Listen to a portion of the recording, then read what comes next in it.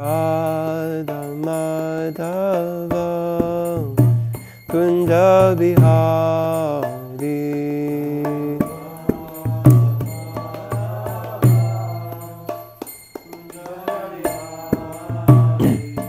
Jaya Gopi Janavalabha Girivardhari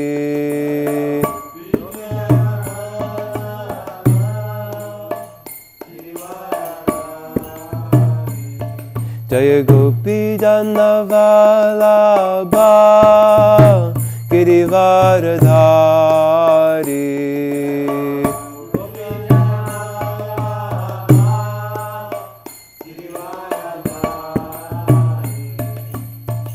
Yashodanandana Vrajajana Ranjana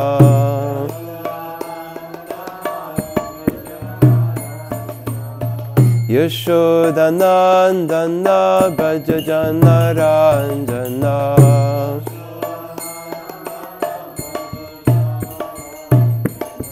Yamuna Tira Vanachari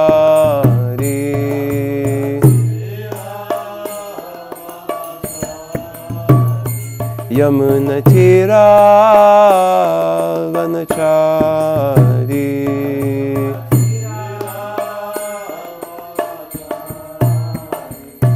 Jaya Radha Madhava Kunja Bihari Radha Madhava Jaya Radha Madhava Kunja Bihari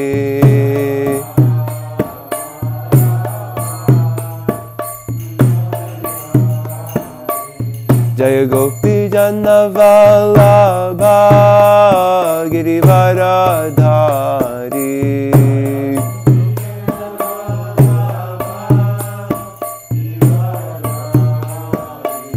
Jaya Gopi Janavalabha Girivaradhari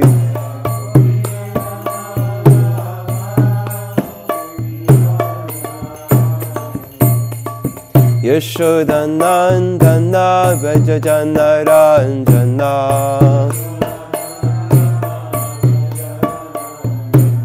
Yashodanandana Vrajajana Ranjana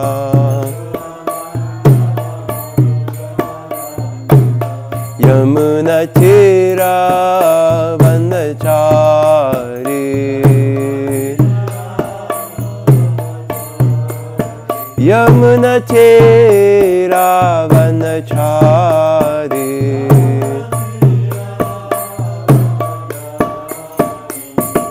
Hare Krishna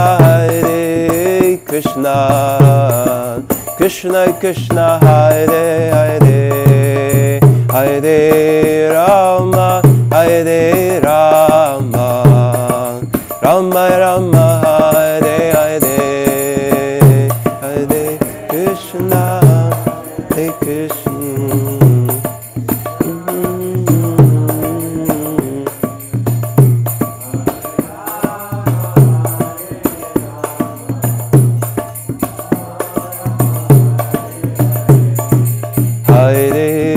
Krishna Hare Krishna Krishna Krishna Hare Hare Hare Rama Rama Rama Hare Hare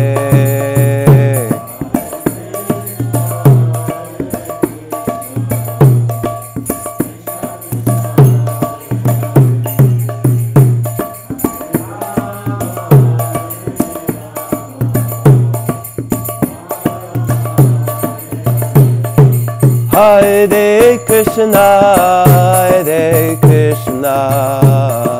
Krishna Krishna Hare Hare Hare Rama Rama Rama Hare Hare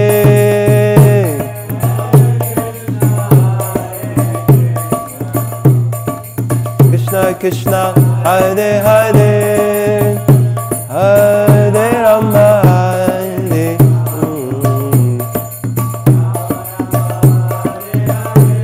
Hare Krishna,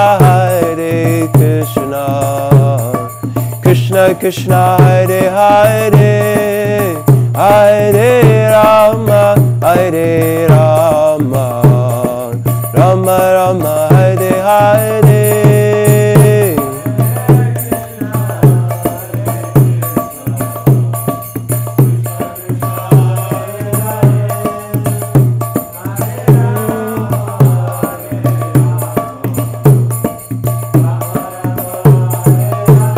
Hare Krishna,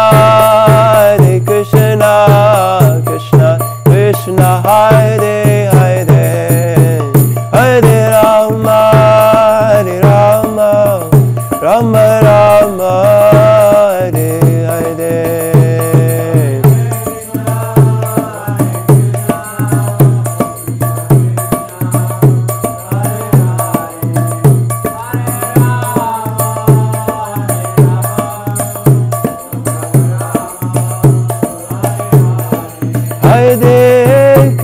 Hare Krishna, Krishna Krishna, Hare Hare, Hare Rama, Rama Rama, Hare Hare.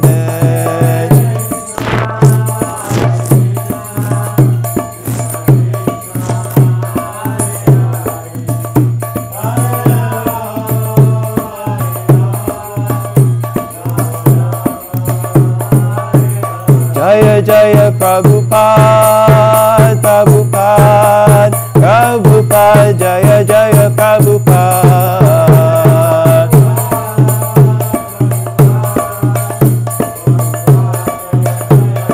Jaya Jaya Prabhupada, Prabhupada, Prabhupada, Jaya Jaya Prabhupada.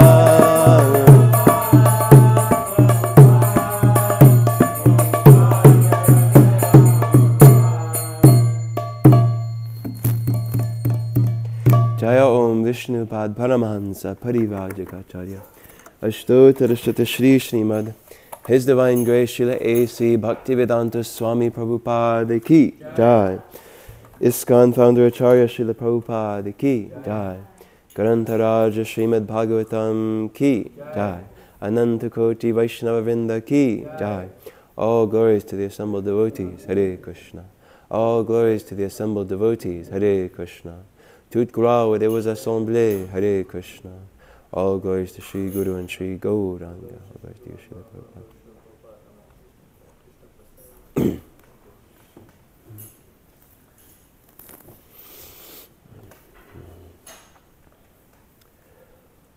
Om Namo Bhagavate Vasudevaya.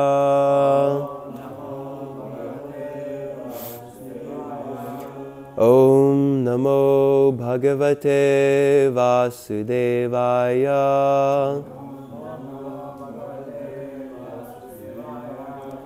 Om Namo Bhagavate Vasudevaya. Thank you.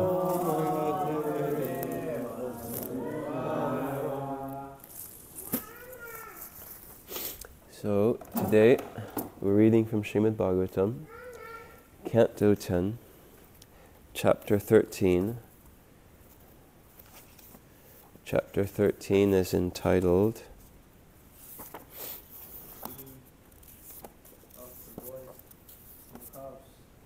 Brahma stealing the boys and calves. Yeah. And we're on verse 6 today. Reading 6 through 8. So since number 6 is on the board, we can begin with that one. And Atra bhoktavyam asmabhir devarudham kshudharditaha vatsa samipe pitva Charantu Shanakaistrinam. Atra bhoktavyamasmabhir divarudham kshudharditaha vatsa samipe pitva charantu shanakaistrinam. Please go ahead and recite.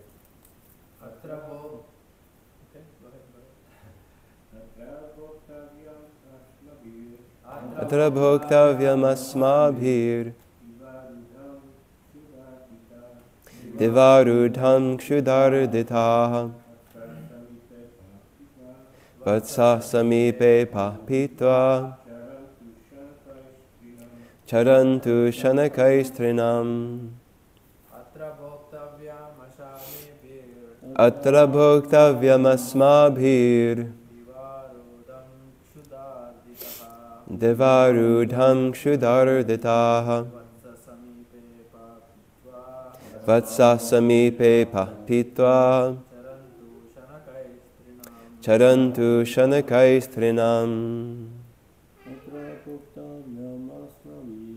Atra bhoktavyam asmabhir devarudham kshudarditaha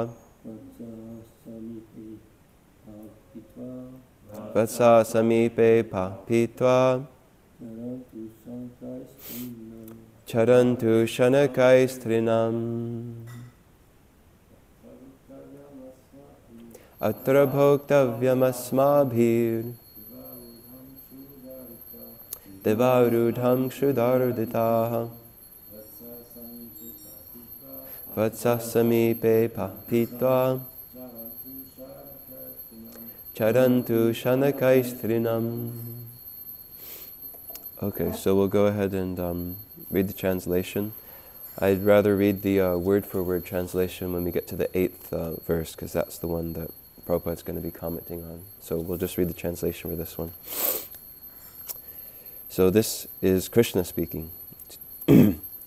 I think we should take our lunch here, since we are already hungry, because the time is very late. Here the calves may drink water and go slowly here and there and eat the grass. Next verse, I'll just sing the Sanskrit myself. Tateti paya yitvarbha vatsana rudhya shadvale muktva shikyani bubhuju samam bhagavata muda. Accepting Lord Krishna's proposal, the cowherd boys allowed the calves to drink water from the river and then tied them to trees where there was green, tender grass. Then the boys opened their baskets of food and began eating with Krishna in great transcendental pleasure. Text 8. Krishnasya vishvak pururaji mandalair abhyanana puladrisho vrajarbhakaha soho pavishta vipine virejush chadayatambo ruhakarnikaya. So now the word-for-word translation of this. Krishnasya vishvak. Go ahead and repeat after me. Krishnasya vishvak. Surrounding Krishna. Pururaji mandalai. By different encirclements of associates. Abhyananaha. Everyone looking forward to the center. Where Krishna was sitting. Puladrishaha. Their faces looking very bright. Because of transcendental pleasure. Vraja Arbhakaha. All the cowherd boys of Vrajabhumi. Saha Upavishtaha. Sitting with Krishna. Vipine. In the forest. Virejuhu. so nicely and beautifully made. Chadaha, petals and leaves. Yatha, just as. Ambhoruha, of a lotus flower. Karnikaya, of the world. Translation and purport by His Divine Grace, Srila A.C. Bhaktivedanta Swami Prabhupada Ki Jai. Like the whorl of a lotus flower, surrounded by its petals and leaves, Krishna sat in the center, encircled by lines of his friends, who all looked very beautiful. Every one of them was trying to look forward toward Krishna, thinking that Krishna might look toward him. In this way, they all enjoyed their lunch in the forest. Purport. To a pure devotee, Krishna is always visible, as stated in the Brahma Samhita, Santah sadaiva hridayeshu vilokayanti, and as indicated by Krishna himself in Bhagavad Gita, Sarvata pani padam tat sarvato kshishiro mukham. If by accumulating pious activities, krita punya punjaha, one is raised to the platform of pure devotional service, Krishna is always visible in the core of one's heart. One who has attained such perfection is all beautiful in transcendental bliss. The present Krishna consciousness movement is an attempt to keep Krishna in the center, for if this is done, all activities will automatically become beautiful and blissful. Om Jnanatimirandasya Jnananjana Shalakaya Chakshurun Militam Yena Tasmai Shri Gurave Namaha Shri Chaitanya Manobhishtam Sthapitam Yena Bhutale Swayam Rupa Kadamahyam Dadati Swapadantikam Vandeham Shri Guru Shri Yuta Padakamalam Shri Gurun Vaishnavamscha Shri Rupam Sagrajatam Sahagana Raghuna Tanvitam Tam Sajivam Sadvaitam Savadhutam Parijana Sahitam Krishna Chaitanya Devam Shri Radha Krishna Padan Sahagana Lalita Shri Vishakhanvitamscha Shri Shri Radha Govinda Madhava Shri Shri Krishna Balaram Shri Shri Gauranitai Ki Jai. He Krishna Karuna Sindho Dinabandho Jagatpate Gopesha Gopika Kanta Radha Kanta Namostute Tapta Kanchana Gaurangi Radhe Vrindavaneshwari Vrishabhanu Sute Devi Pranamami Hari Priye Vancha Kalpatarubhyascha Kripa Sindhubhya Evacha Patitanam Pavanebhyo Vaishnavebhyo Namo Namaha Jaya Shri Krishna Chaitanya Prabhu Nityananda Shri Advaita Gadadhara Shiva Sadi Gaura Bhakta Vrinda Hare Krishna Krishna Krishna Hare Hare Hare Rama Rama Rama Hare Hare.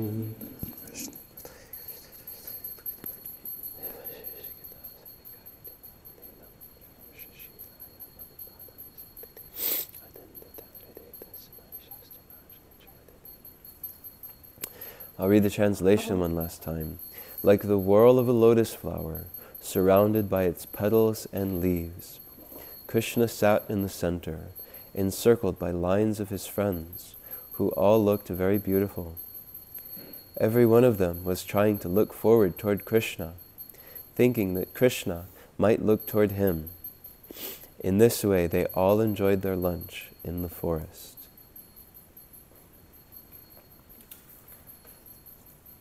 Yeah, I was a bit confused by the word world. World. You've got here patterns, spirals, concentric circles. Yeah. I didn't know Yeah. what it meant. A spiral pattern, and concentric circles kind of going around like that. Sort of like mini flowers. The inside of many flowers have this whorl-like. Yeah, a lot of flowers have this whorl-like pattern on the inside of them. And so before I start speaking today, I'd like to request the blessings of all the assembled devotees, hoping that I can, at least by osmosis, maybe get some inspiration from you, some spiritual potency from you, that I can be able to say something. So today's verse is a very beautiful description. It's a description of the spiritual world and the daily activities of Krishna and his devotees in the spiritual world. And here we're hearing how Krishna is with his friends out in the forest, and they've all sat down to have their lunch together, and naturally everyone wants to put Krishna in the center in Vrindavan. So Krishna sits down, and everyone sits around Krishna, facing Krishna, and we're hearing of their eagerness to look forward to where Krishna is, to try and see him. And the word-for-word description was very beautiful. Prabhupada says their faces were looking very bright because of transcendental pleasure. So with these very bright, transcendentally pleased faces, they're just everyone looking towards the center where Krishna is sitting.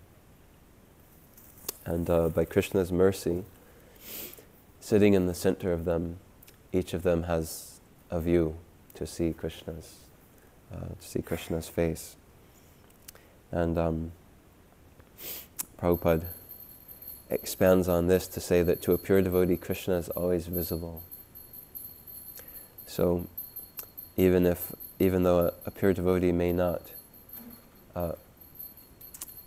be presently sitting in the spiritual world, having lunch with Krishna, who's at the center of this whirl, in the pure devotee's heart, Krishna is always in the center, and the pure devotee is always arranging everything in his or her life such that Krishna is at the center of that activity, at the center of that engagement, at the center of that discussion, at the center of that thought or activity, or even at the center of the performance of one's prescribed duties. We have lots of examples of stalwart, pure devotees of Krishna taking apparently ordinary positions in the material world, as a king, as some kind of administrator, or as an advisor, or could even be a street sweeper. But as they're performing those apparently ordinary prescribed duties, Krishna is always visible to them because they're always putting Krishna in the center.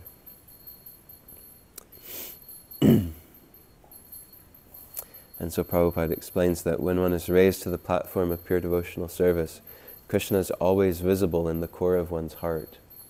Just as for those cowherd boys, Krishna was visible to them at every moment, and they were eagerly drinking in the image of Krishna and thinking, is Krishna going to look at me? Is Krishna going to look at me and notice me? And Prabhupada gave this instruction to devotees that we should try to arrange our life in such a way. He used the word mold. Mold your life in such a way, just like you might mold clay, or you're trying to create a sand castle. You have to mold the sand, or you're trying to create a pot or some other figure of clay. You're molding it. So Prabhupada said, you should try to mold your life in such a way that you can be always remembering Krishna. And so it's this gives us the idea that Krishna consciousness, or the attempt to always be aware and conscious of Krishna. A Krishna consciousness is something that's all-pervasive, or that spiritual life or religious life is meant to be something that's all-pervasive in our life. He's saying, mold each little aspect of your life, whatever it may be, in such a way that at that moment, at that time of the day, at that place, in that circumstance, you're able to remember Krishna, regardless of what may actually be going on in your life. And so this gives a much larger, more universal idea of religion, what the goal of religion or spirituality is, especially as compared to maybe prevailing approaches to spirituality or religion in the modern day, where people apportion a certain part of their week or maybe a certain part of their day to the Lord, or maybe during certain times of the day, like just before we have meals or just before we go to bed. We may bend our knees next to the bed and put our hands up and pray. It gives a much more global, much more pervasive view of what the role of spiritual life is meant to be. That actually we're spiritual beings who need to remember Krishna at every moment, as though Krishna is like our spiritual oxygen, that we're part and parcel of Krishna. Krishna is our root, and it's only natural for a living being to be ever aware and ever present of their relationship of service with Krishna. Just as every leaf of a tree is always in interaction with the root of the tree, in the sense that it, in reaction to the sunshine, the leaves produce nutrients, and then they send that down to the root of the tree. They send that down, and the root of the tree is always nourishing all the leaves. So in the spiritual world, Krishna's devotees are always thinking only, how can I please Krishna? How can I serve Krishna? And Krishna, on his side, he's Brajajana Ranjana. He's always giving pleasure to the residents of Vrindavan. So for his part, although he's receiving so much service and attention, he's not maybe fulfilling what might be a stereotypical view on God, where he's just sitting on a throne saying, yes, yes, serve me. And people may be turned off from the idea of God, or from having any interest in cultivating a relationship with God, because within their mind there's prevailing images of somebody who's sitting on a throne very high up and maybe condemning people, and maybe becomes quickly angry and has a very exclusive sectarian view of who his people are and who he's willing to save, and everyone else he's just going to cast into hell forever. But contrary to this idea, although Krishna is constantly receiving attention and service and worship, his only business in Vrindavan is Brajajana Ranjana, how to reciprocate with that loving service by his devotees and to please them. On the battlefield of Kurukshetra, Krishna could have simply killed everyone on the spot himself by his own hands, or by his own glance, or just by a wink or something. But he wanted to glorify his devotee Arjuna. He wanted his devotee to take the glory. He wasn't a glory seeker. He wasn't eager to puff out his chest and just be like, yes, I'm great. Everybody just say my name so that I can, just be become more and more puffed up in my own glory. But he wanted Arjuna and Arjuna's brothers to take the glory for this victory. And in the spiritual world, he's thinking, how can I reciprocate with my devotees who are sacrificing everything for me? And to the gopis, he even says, actually, I'm sorry, the love that you've shown me is so great, I can't actually reciprocate with it. I just don't have the ability, so please just be pleased with your own devotion towards me. So this is a very different concept of God. And it's very valuable that through the propagation of the Hare Krishna movement, people can learn about Krishna. People have an idea of God, but Prabhupada said many times, Krishna is God. God is Krishna. We must learn who is Krishna, and so that's the purpose of this Krishna consciousness movement, to teach people these revolutionary descriptions of God or Krishna that are very scientifically sound and very logically sound. They don't have any genuine logical contradictions to them. Many people find the idea contradictory that God is a compassionate person, and yet at the same time, he gives the beings of this world one very short chance to prove their worth.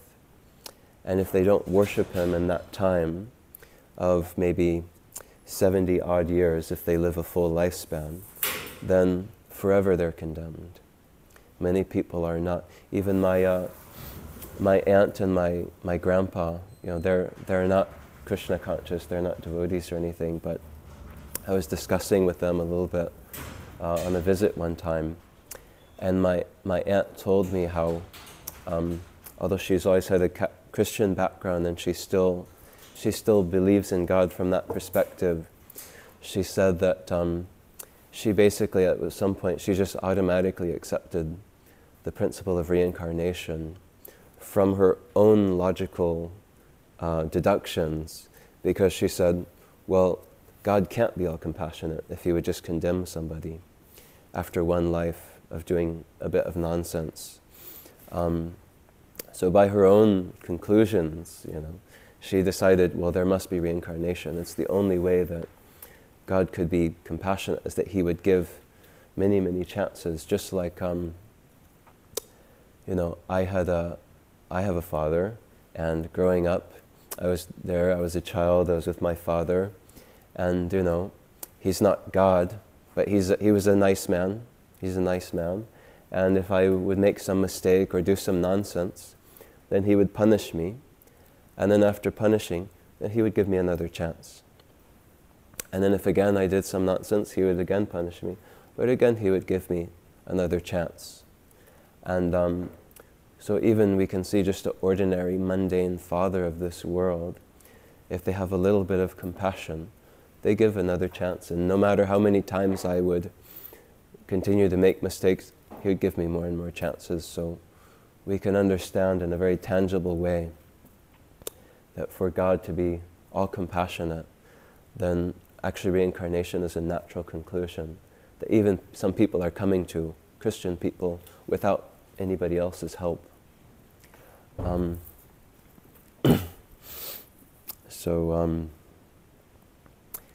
So this Krishna consciousness movement is meant to give people knowledge about Krishna. And here Prabhupada says, more specifically, the present Krishna consciousness movement is an attempt to keep Krishna in the center.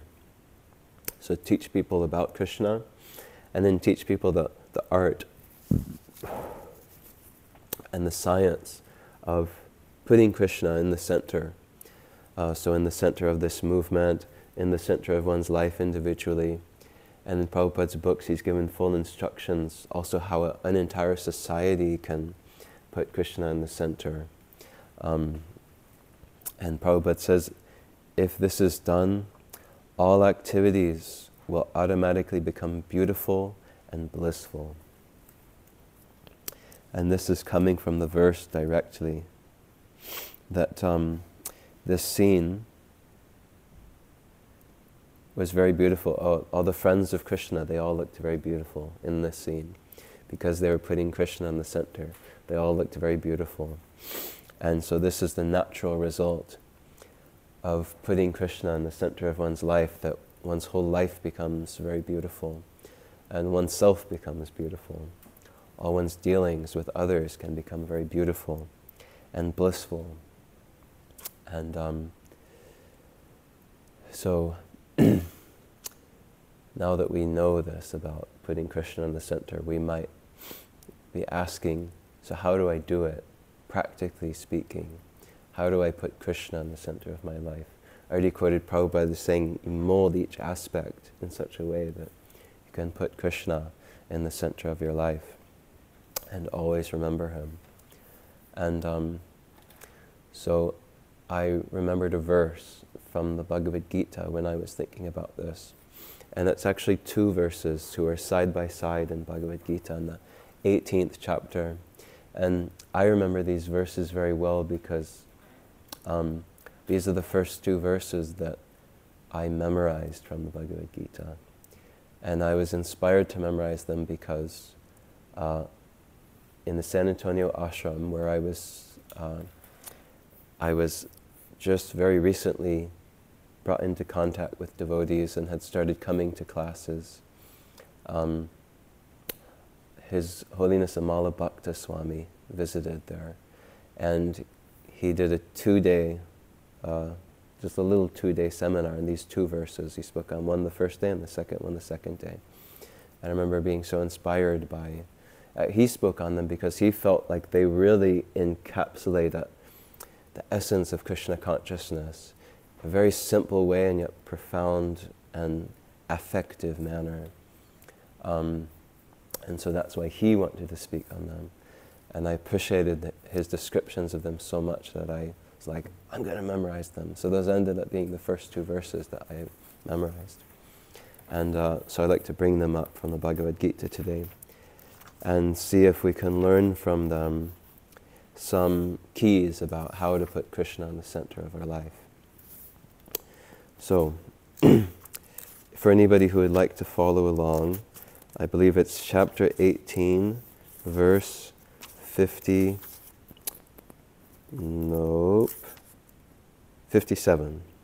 Chapter 18 in Bhagavad Gita, verse 57. So the Sanskrit for this one goes, Cetasa sarva karmani mayi sanyasya matpara buddhi yogam upashritya matchitta satatam bhava. Krishna says to Arjuna, in all activities, just depend upon me and work always under my protection. In such devotional service, be fully conscious of me.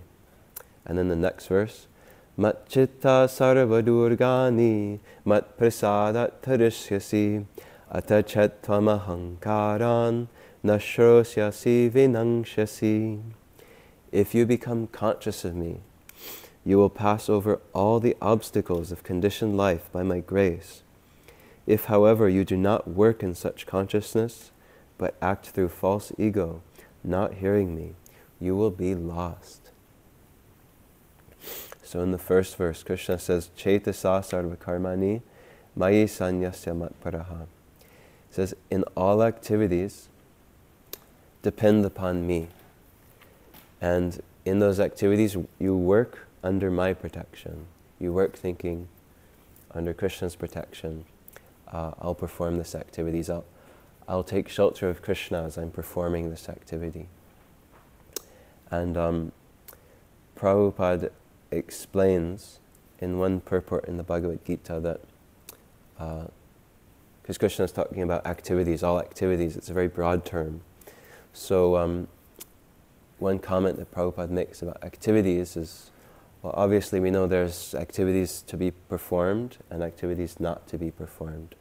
So obviously we can start by avoiding those activities which are unfavorable for devotional service. And of course Prabhupada gave us 4 principal activities like meat eating, illicit sex, intoxication, and gambling to avoid. And then among those activities that are to be done, they're called prescribed duties. And Prabhupada said there's two divisions of prescribed duties. One division is spiritual, and the other division is material. So the spiritual prescribed duties are that which are the duties for the soul, the nature of the soul, which is to engage in devotional service, Shravanam, Kirtanam, Vishnu, Smaranam, Archanam, Padasevanam, to engage in the limbs of devotional service. And Srila Rupa Goswami elaborates more on that. So many activities, assembling to hear the Srimad Bhagavatam together, associating with devotees, visiting holy places, and including so many details like dancing in front of the deities, clapping your hands for the deities, revealing your mind to the deities, circumambulating the temple. There's a whole myriad of beautiful and blissful activities that are tat karma pravartana, that are recommended for devotees to be engaged in. And then the other side of prescribed duties is the duties that we accept according to our position in the material world. So traditionally that meant varnashram. According to one's psychology and physiology, one would be engaged in certain kind of work. But that can also be basically whatever work one is having to do to keep body and soul together, maintain one's family. This can be accepted as one's prescribed duty, provided it's favorable for Krishna consciousness. So as we're going along in these activities, Krishna is saying, work under my protection. And he's also saying, be fully conscious of me as you're performing that work. Which means that as I'm performing my work, I can be hearing a lecture, I can be singing, I can be remembering what I read or heard earlier from Srimad Bhagavatam. And Srila Prabhupada says in one purport that as one is performing one's prescribed duty, one should think to oneself, Krishna has personally engaged me in this duty, so let me do this very nicely for his pleasure. And this is a very powerful statement, because normally we think, well, if my prescribed duty is to be doing some administration or something, some administrative work, it doesn't seem very spiritual, it doesn't feel very spiritual. And it's like, yeah, I see that I could dovetail it in Krishna consciousness, but still seems to be like there's a gap between that and Krishna consciousness. But Prabhupada is saying here that you actually see that Krishna personally has told you to do that administrative work. Like, Krishna personally ordered me to do this administrative work. It's part of my dharma in the framework of my life in Krishna consciousness. So that gives it a very personal touch in this statement, that as a plumber I might be, connecting, it's like struggling to like connect these two pipes together or something. But even doing that, I can think like, no, actually Krishna has ordered me to put these two pipes together. It's like I need to do it for him very nicely and remember him while I'm doing it. And every work will give some results in terms of like, well, in this case we're talking like maybe some economic result, or I might fix my neighbor's sink for in exchange for some pumpkins or something. So there's always some benefit that you gain, and so immediately I'll be thinking, oh, this benefit belongs to Krishna, because he's the one who gave me the work, he's the proprietor of everything, he's the proprietor of the pumpkins, so I should make something nice with these pumpkins and offer it to him. I should take this money that I've earned and give a certain percentage, to the temple, and especially give more anytime an occasion comes up to sponsor this feast or that festival. And in this way, if I live my life in this Krishna conscious way, then I actually can think that Krishna is engaging me in this, now Krishna is engaging me in this, and Krishna is engaging me in this. And in this way, everything I'm doing can be sheltered in Krishna service. And then in the second verse we read it aloud. And Krishna describes the amazing benefit, one amazing benefit that comes, or one amazing result that comes from working in this mat chitta way. Mat means me and chitta means conscious. Krishna is saying, mat chitta, be conscious of me. So be Krishna conscious. And he's saying that when you do this, mat chitta sarva durgani mat prasadat tarishyasi. So when you do this, when you always think of me in this way, then by my mercy, you'll actually overcome all the obstacles of conditioned life. In conditioned life, there's so many obstacles. And we struggle with so many things on a day-to-day basis, big and small things. Krishna says, by my mercy, you'll overcome all the obstacles of conditioned life.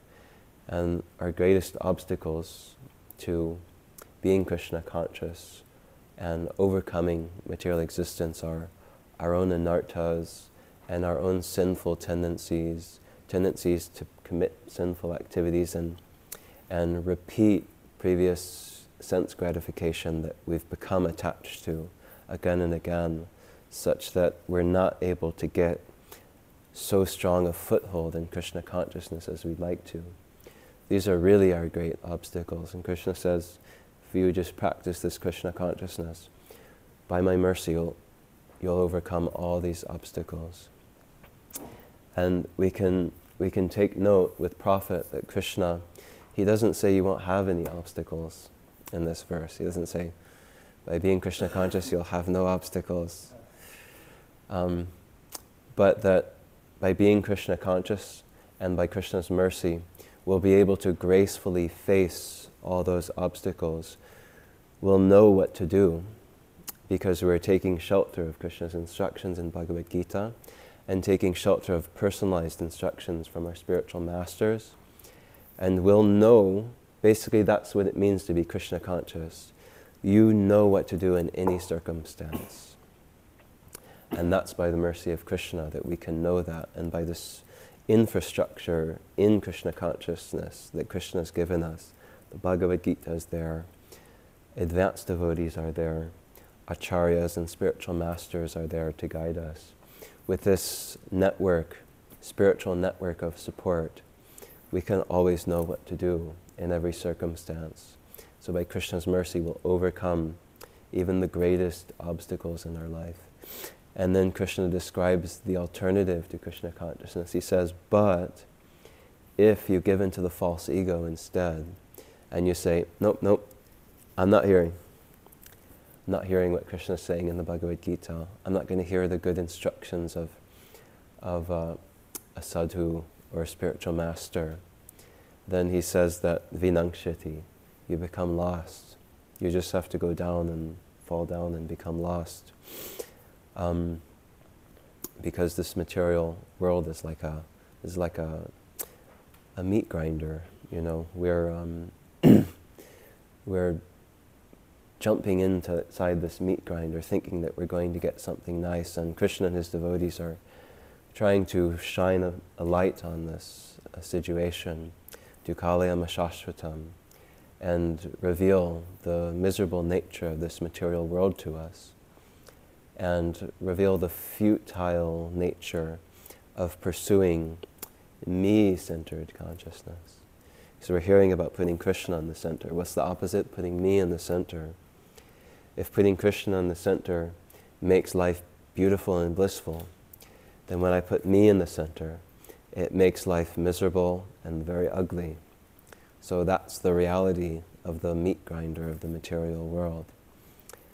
And so Krishna is saying, if you don't take this path of Krishna consciousness and you hold on to the path of me consciousness, then you're like willfully jumping into a meat grinder here. And you're just going to get pounded. It's not going to be a beautiful or blissful result. So this pretty much brings us to the conclusion of what I thought I could say about today's verse. Does anybody have any questions or any reflections or comments to add? Bijoy Prabhu.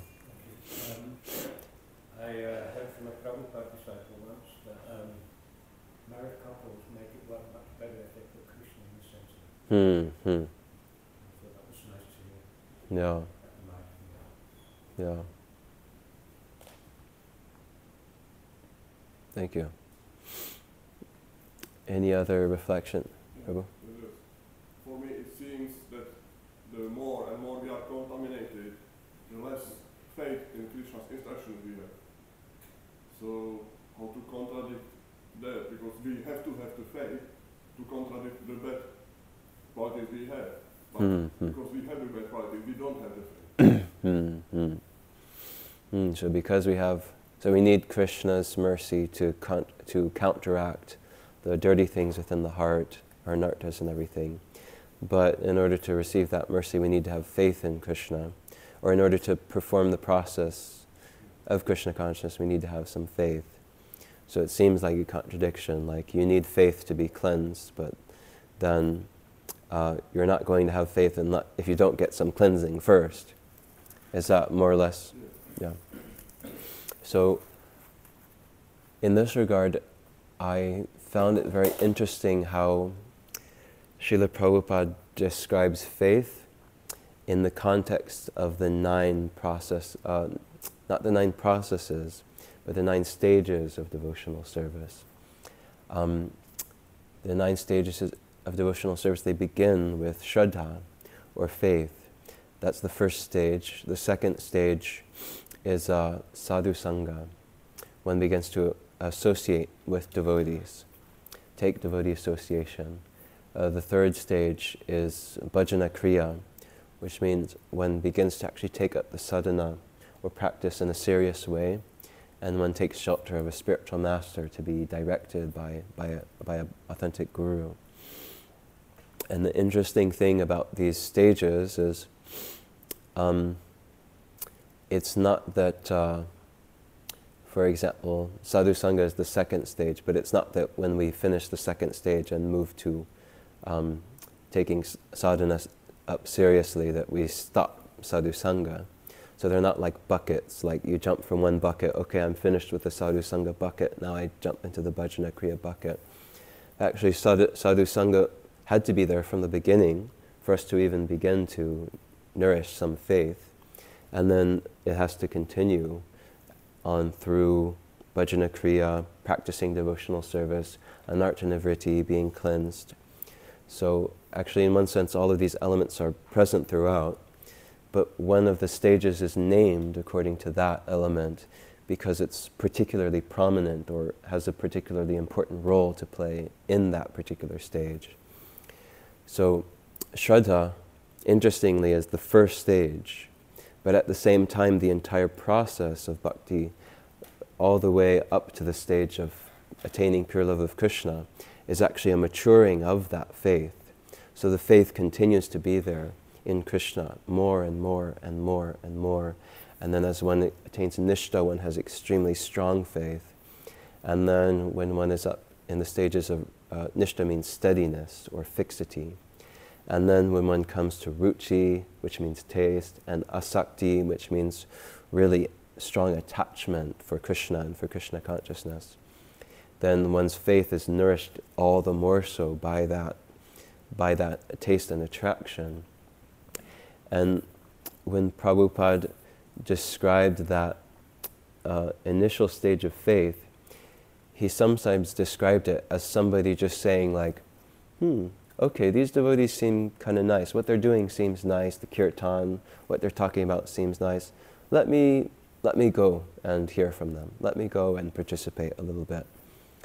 And so the way he describes that faith in this beginning stage is it sounds like it's almost just like a bit of preliminary interest and a preliminary willingness to think that, I think these people are pretty nice and I'd like to spend some more time with them and hear from them.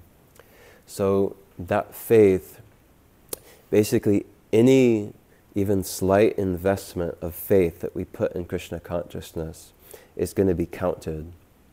And Krishna is going to reciprocate with that. So even though that faith in the very beginning may just be like, okay, let me go back to the Hare Krishna temple a second time, because I went to the Sunday feast once and it was pretty nice. It was a nice atmosphere. They said some things that made sense, you know. I'm not really sure about all of it yet, but they had some good perspectives. I'd like to go back. That's also faith. That's also considered faith. But of course, as we advance, that faith becomes more and more thick and more substantial. But even when it's very thin and pliable in the beginning, we get Krishna reciprocates, and Krishna will immediately start to give cleansing to our hearts. And so whatever level of faith we're at right now, give what you can give according to the faith that you've got. And that will never be a loss. That will always be built upon. Krishna's, as Prabhupada said, he's more eager for us to come back to him than we can even imagine being. And so if we take even one small step towards him, he's eagerly taking 100 steps towards us. Does that help to describe does that help to answer? Okay, thank you. So now it's 1 to 2 minutes to 9:45. So maybe if there's one small comment or something, Baptiste Prabhu. Thanks a lot for your Prabhu. Thanks a lot also for your story with your father.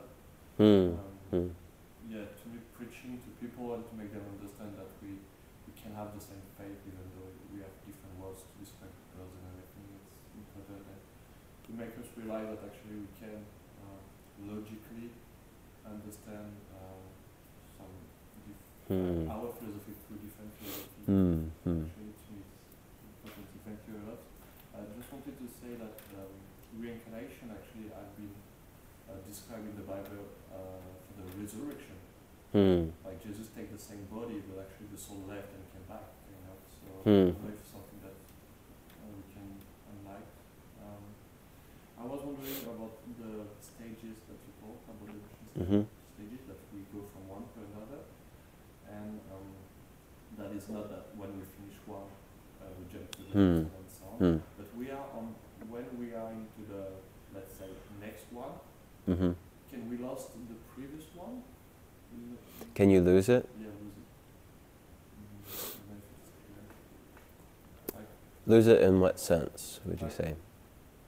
To me, I feel like, let's say, I have faith, so then I want to do some sadhusanga, so I'm like really like into some sadhusanga, but sometimes I can lose faith. So is that connected? Right. Yeah, so since we small living entities are called marginal, and the Sanskrit word tatastha for that literally means like on the border. The tata is like the border between one thing and another, and you can think of like the shore of the ocean. There's this area where sometimes it's underwater, sometimes it's land, sometimes water, sometimes land. And you can't just put one line there because it's kind of coming in and out. So it's clear that this part over here is land, clear that this part is ocean. But here in the middle, it can go one way or another.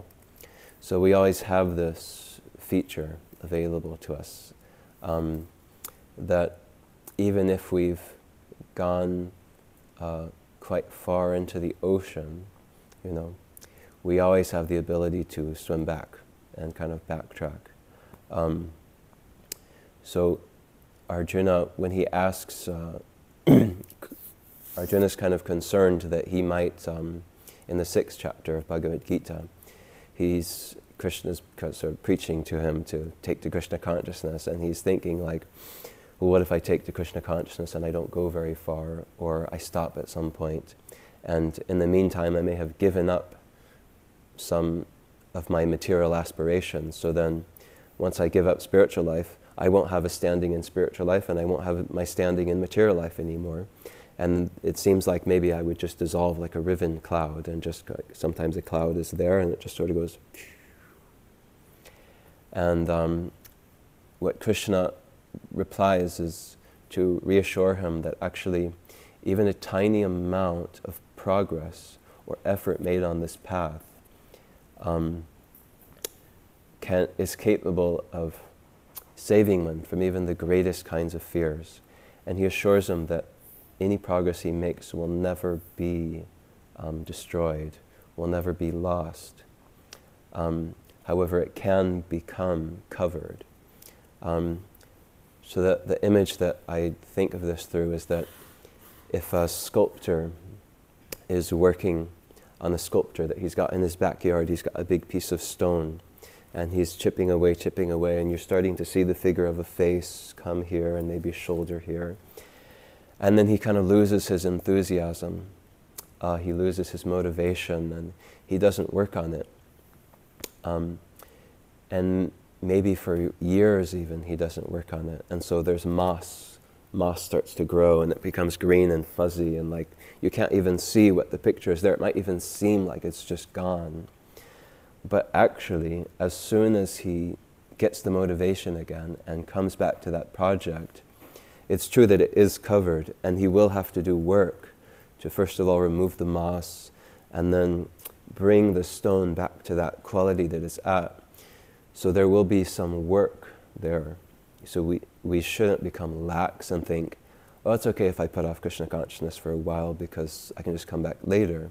It can still be very difficult to come back. And actually there's a way in which Krishna may sort of lock us out for a while if we sort of show this laxity towards Krishna consciousness. And we may want to come back in, but we may be in a circumstance where we just can't do it yet because we've made life decisions that have taken us in a different direction. But nevertheless, when that sculptor does come back, after doing that work, he'll find that the progress he's made is still there. So in a sense, we can slide backwards. We can, whatever faith that we had can be covered over. We can also do things that are detrimental to our faith. So it is, especially in the beginning, especially before we come to the point of nishta, which is quite an advanced stage, steadiness, then our faith may remain somewhat pliable and prone to being influenced by different elements, and so it can seem to kind of undulate, you know. So there is some risk there. Yeah,